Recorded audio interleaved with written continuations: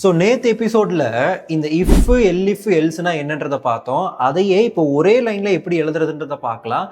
அதே மாதிரி மேட்ச் கேஸ்ன்னு ஒன்று இருக்குது, அதை எப்படி நம்ம பயன்படுத்துறது அப்படின்றத இன்னைக்கு கிளாஸில் இன்னைக்கு எபிசோடில் நம்ம முழுமையாக டிஸ்கஸ் பண்ணுவோம்.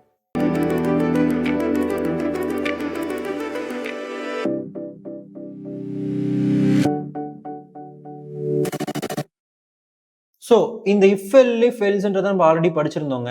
ஸோ இஃப் எல்இஃப் எல்ஸ் அப்படின்றது என்ன, ஒரே ஒரு கண்டிஷன் இருந்ததுன்னா நீங்கள் இஃபை பயன்படுத்துவீங்க. 2 கண்டிஷனாக இருந்தால் இஃப் எல்ஸ் யூஸ் பண்ணுவீங்க.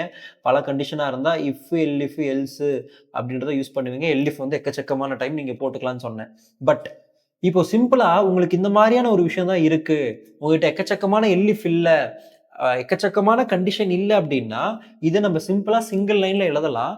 அது உங்களுக்கு நான் ரியல் டைமாக உங்களுக்கு விஎஸ் கோடில் நான் போட்டு காட்டுறேன். இப்போ நம்மளோட ஸ்கூல்ல மார்க்ஸ் தெரியும்ல, மார்க்ஸ் வந்து 50 அப்படின்னு ஒருத்தவங்க எடுத்திருக்காங்க. இப்போ இவங்கள பாஸ் ஆ ஃபெயிலான்னு நான் வந்து கண்டுபிடிக்கிறோம்.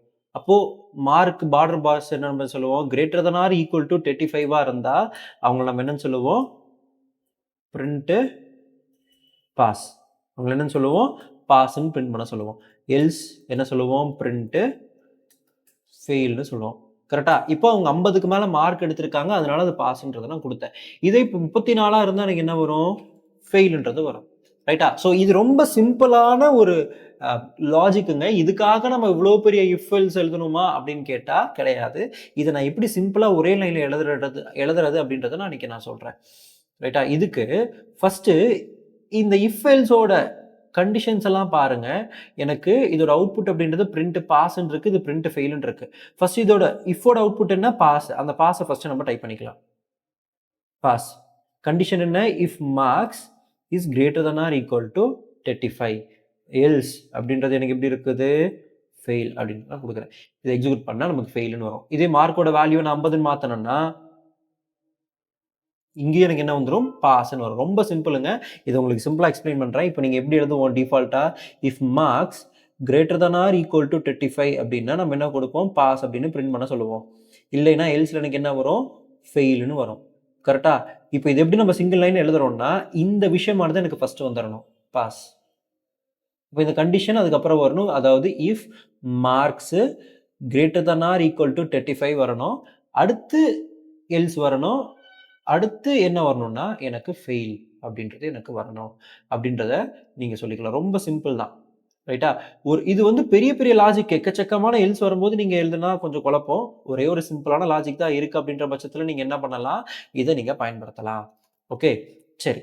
அப்ப இந்த மேட்ச் கேஸ்ன்னு இருக்கு. இந்த மேட்ச் கேஸ்னா என்னது, எதுக்காக பயன்படுத்துறாங்க அப்படின்றத நான் உங்களுக்கு நான் சொல்றேன். இப்போ ஒரு எக்ஸாம்பிள், இங்க என்கிட்ட ஒரு நேம் இருக்கு. மேபி அதை கண்ட்ரின்னு வச்சுக்கலாமா? இப்போ என்கிட்ட கண்ட்ரி இருக்கு. இந்த கண்ட்ரியில என்கிட்ட இந்தியான்னு இருக்கு. ஓகே, இந்த கண்ட்ரியோட ஷார்ட் ஃபார்மை நான் இங்கே கண்டிஷனாக எழுதுறேன். If country equal to India அப்படின்னு இருந்தால் எனக்கு என்னென்னு பிரிண்ட் ஆகணும், பிரிண்ட் இன் அப்படின்னு எனக்கு வரணும்னு நான் சொல்றேன். ஓகே, கண்ட்ரி கோடுன்னு கூட வச்சுக்கோங்க. அடுத்து எல்இஃப் வருமா, எல்இஃப் கண்ட்ரி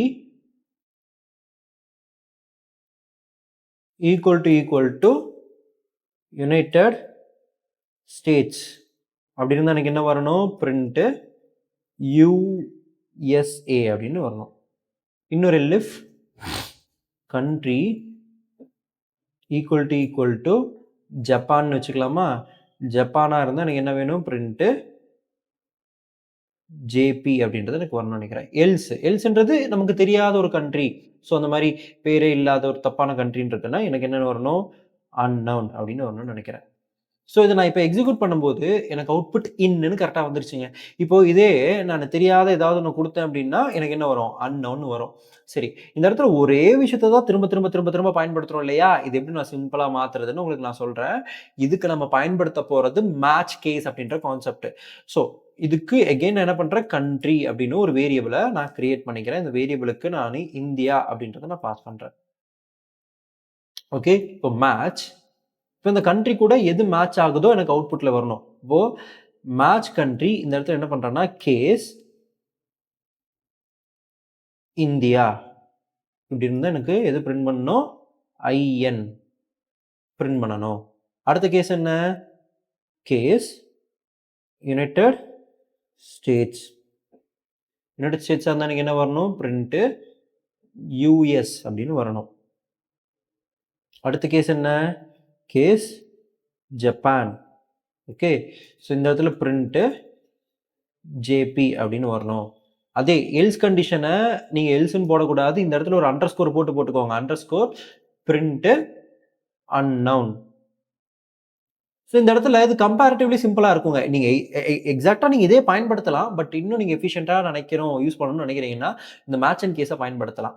ஓகே, அந்த கண்ட்ரின்றது இந்தியாவாக இருந்தால் என்ன வரணும், இந்த கண்ட்ரின்றது யுனைடெட் ஸ்டேட்ஸாக இருந்தால் என்ன வரணும் அப்படின்றது நீங்கள் இதை பயன்படுத்த முடியும். இது எல்லா டைமும் ஒர்க் அவுட் ஆகாது, எல்லா கண்டிஷன்லையும் ஒர்க் அவுட் ஆகாது. இந்த மாதிரியான சுச்சுவேஷனில் நீங்கள் யூஸ் பண்ணலாம். இப்போ எனக்கு இங்கே என்ன வந்திருக்கு, இன்னுன்னு வந்திருக்கு. இப்போ இதுக்கு பதிலாக நான் என்ன பண்ணுறேன் அப்படின்னா ஜப்பான் அப்படின்றத மாற்றுறேன். ஜப்பான் என்ன வரப்போகுது, ஜேபி அப்படின்னு வரும்.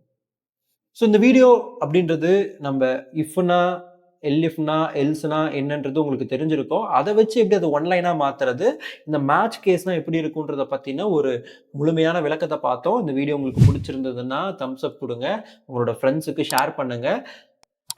சஜஷன்ஸோ ஃபீட்பேக்ஸோ இருக்குது அப்படின்னா நீங்கள் கமெண்ட் செக்ஷனில் சொல்லலாம். பாய்.